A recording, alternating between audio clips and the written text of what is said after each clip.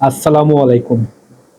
ঘূর্ণিঝড় পূর্ববর্তী সমুদ্র কেমন রূপ ধারণ করে তা দেখার উৎসাহ থেকে আজ বিকেল থেকেই ছিলাম সমুদ্র সৈকতের তীরে।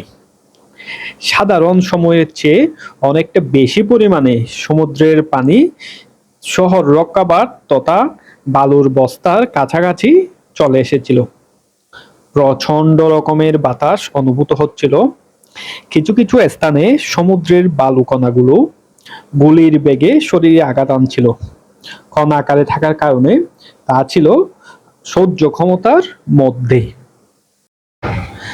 আবার কখনো কখনো বড় বড় ঢেউ তীরে আছড়ে পড়ছিল।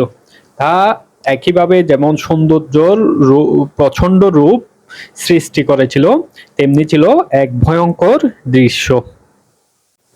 ঝড় বৃষ্টি প্রকৃতি ও পরিবেশের আসল সৌন্দর্য ফিরিয়ে দেয়, যা সচক্ষে প্রকৃতিকে না দেখলে বোধগম্য হবে না।